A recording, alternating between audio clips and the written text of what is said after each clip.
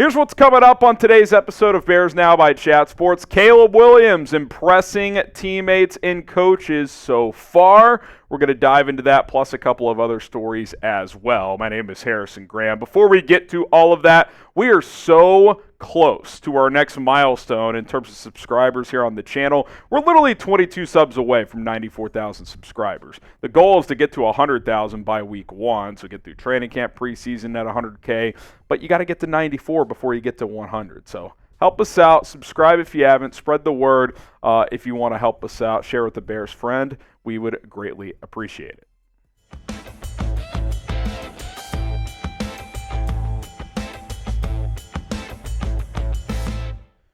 The report coming from ESPN is that Caleb Williams has been impressive when it comes to being the Bears quarterback so far. He's impressing teammates, coaches, the front office obviously likes him as well. He more than has held his own during OTAs and, of course, veteran minicamp. Now we got, a little over a month until training camp, so some time off. But so far, so good. Courtney Cronin writing this for ESPN.com, saying the Bears held very little back from their rookie quarterback as he began learning the offense, and his ability to chunk information, put it into buckets, and operate impressed Coach Matt Eberflus throughout the spring. Coaches encouraged Williams to experiment with different throws in OTAs and minicamp to see what windows he could hit while making sure his footwork timed up with when he released the ball. Look, it's early. The pads aren't even on yet. He hasn't played even a preseason game yet, but this does feel different. The vibe around the team as a whole, the vibe around this quarterback, it feels like it really could work this time. And you don't want to overanalyze OTAs and minicamp, but I remember last year a lot of reports with people with boots on the ground. It's like, Justin Fields struggling a bit. If he's not throwing to DJ Moore, things aren't happening. And this year, while it hasn't been perfect, and he certainly had some struggles, he's spreading the ball around. Players are calling out how impressive they've been with him. Check out TJ Edwards, for example, saying this about Caleb Williams. He said, he moved us a couple of times with his eyes. The first day it had me and Tremaine Edmonds hot about it, but he's impressive for sure. And look, that's a good linebacker duo, one of the best in the NFL. TJ Edwards, Tremaine Edmonds. They're getting frustrated early on with this rookie quarterback, how he's manipulating the defense. Nice. That's the type of stuff you want to hear. And again, you want it to go both ways, right? You want the defense to challenge Caleb. You want it to be back and forth. There's a lot of back and forth. That probably means both sides of the ball are going to be pretty damn good. I think we all believe the defense is going to be at least a top 10 unit. Can the offense be top 10 or at least top 15? If it can, you've probably got a playoff teams on your hands. And look, this would be a change, no doubt about it. Justin Fields obviously did a lot of wow stuff with his, mobility, his creativity, what he could do as a runner, but one thing he consistently struggled to do is see the field in a timely manner. It just never clicked, at least consistently.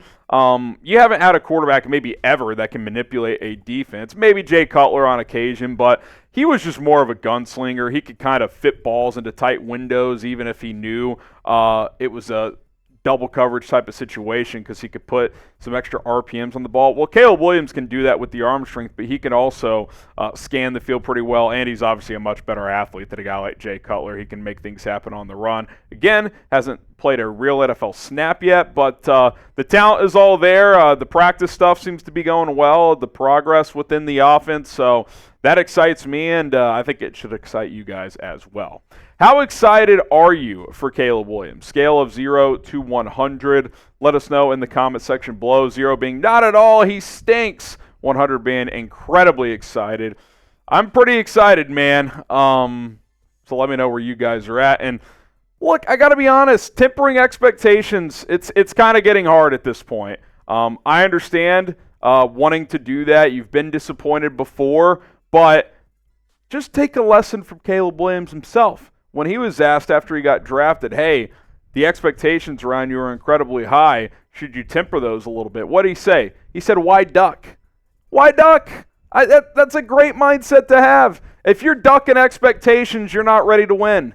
You're not ready to be great. You may not even have the desire to be great. Now, just because you have high expectations and you're confident in yourself doesn't mean it's going to work out.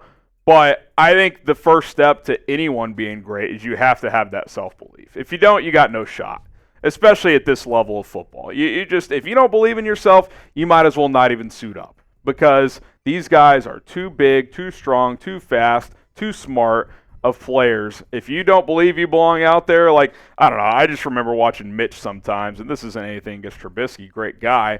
I just felt like you just felt that lack of confidence a lot. Like, I don't know if he's ready for this.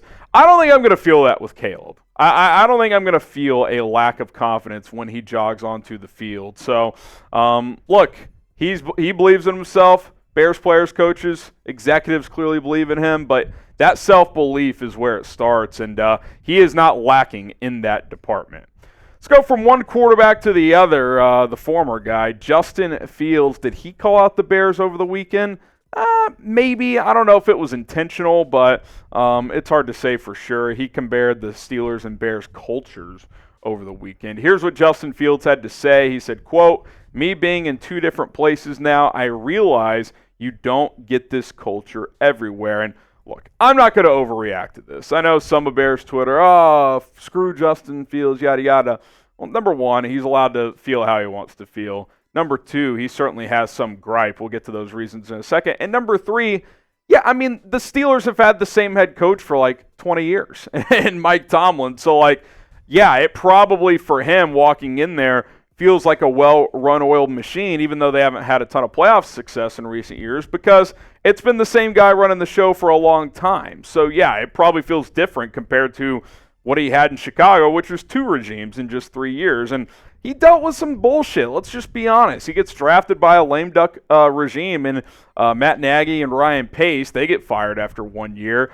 In that 1 year, they didn't give him any reps in training camp, and then in week 2, Andy Dalton gets hurt, so he gets thrown into the fire, just gets absolutely destroyed in that week 3 game against Cleveland. I still think that has had effects on his play even years later. New regime comes in, tears down the roster, which has been absolutely the right move, but in terms of Fields' development, obviously it didn't help. Luke Getsy wasn't a great fit, didn't have a legit receiver until his 3rd season in the NFL, and DJ Moore dealt with some injuries. So, look, he certainly did not get the fairest shake, but that didn't mean he didn't get a fair shake at all. The guy got to start 38 games, and it was still wildly inconsistent and start 30, 35, 38. Like, it, you know, he just never took that next step as a passer, regardless of what the circumstances were. Now, I will say this when it comes to culture.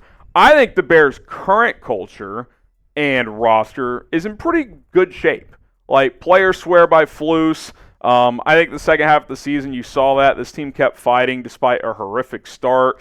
And look, unfortunately for Justin Fields, the roster especially, but probably the culture too early on. It takes time to build one. It probably never lined up with his timeline in Chicago. If we're being completely honest, the Nagy and Pace should not have been allowed to trade up nonetheless, but regardless, draft a quarterback in the first round when most of us expected them to be fired the next year, barring a miraculous playoff run in 2021, which I think we all knew was a long shot. So, yeah, Fields walked into a tough situation, but he got to start for almost 3 full seasons, man. He's gone. The Bears have moved on. That's kind of been my attitude with this whole thing. Like, hey, I'm pulling for Justin. I got nothing against Justin Fields. I always like him, but it's over. Like, it's, you know, wipe my hands clean of it. Like, he's not here anymore. This is a Bears YouTube channel. I'm not going to fret on what could have been with Justin Fields. I'd rather look ahead to what could and hopefully will be with Caleb Williams. Are you rooting for Justin Fields in Pittsburgh? Be honest. I'm just curious. Type Y for yes. Type N for no. I certainly am. I wish him the best. And hey, if he plays a lot this year, is on the field for 51% of the snaps, the Bears get a 4th-round pick instead of a 6th. So we should all be rooting for his success. I did want to just get to some NFL news, rumors around Brandon Aiyuk, because you know, all these things impact other teams in the NFL, including the Bears being an NFC team, as contract negotiations have reportedly stalled in San Francisco. They've offered him, it sounds like, $26 million per year. He wants $30. So Brandon Aiyuk goes on TikTok with his former college quarterback Jaden Daniels back when they were both at Arizona State, and this was the phrase he said. "They said they don't want me back. I swear." Who knows what the hell that means, right? But there's been multiple things now pop up from Aiyuk or his camp on social media that are puzzling to say the least. And now this is a very, very good player, right? I mean, he's put together back-to-back 1,000-yard seasons. He's been very, very good for the San Francisco 49ers. But I'm not surprised to see things stall out here. The 49ers are a run-first football team. Aiyuk wants $30 million per year, Amon-Ra St. Brown money. That guy catches over 110 balls per year. Aiyuk will probably never catch more than 80 the way San Francisco is built. So, yeah, on the open market, he's probably worth $30 million, so I don't blame him. But if I'm the 49ers, I'm probably not giving him that because I'm not, I'm not built to force-feed Brandon Aiyuk. There's a reason they gave Christian McCaffrey a raise to $19 million per year. Some people are like, $19 million for a running back? Well, yeah, he's the best runner in the league, and he can catch 70 or 80 balls out of the backfield.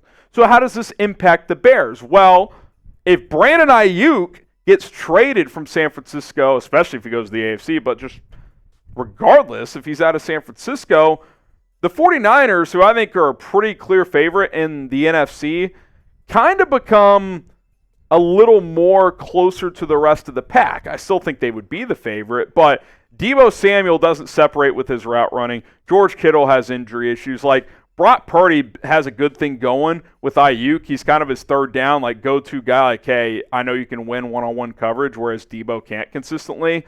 Like, if they move Aiyuk, like, the NFC becomes more wide open, in my opinion. Like, get him to the AFC. That would be what I would root for. And I think the rest of you Bears fans should as well. Like, if he goes to Pittsburgh, that's been heavily rumored, sweet. That's one less big-time weapon on the top team to beat that you have to worry about. So I hope he ends up out of San Francisco. Obviously, the Bears aren't going to trade for him. They don't need a top-end receiver, and they're not going to pay for one because they already have DJ Moore, Keenan Allen, and Rome Odunze. But if you can get him out of San Francisco, that would be absolutely fantastic. Where do you guys think Aiyuk plays next season? You think it's with the 49ers still? You think he's going to be there? Or do you think he's going to be traded elsewhere? I don't know. I mean, he seems pretty steadfast on wanting a new deal. I could see him holding out. For sure out of training camp. Is he willing to skip games? That remains to be seen. All right, subscribe to the channel as we will continue to cover the latest Chicago Bears news, rumors, any NFL storylines that are relevant when it comes to the Bears, like a potential Brandon Aiyuk trade. We'll cover that as well. So hit that subscribe button.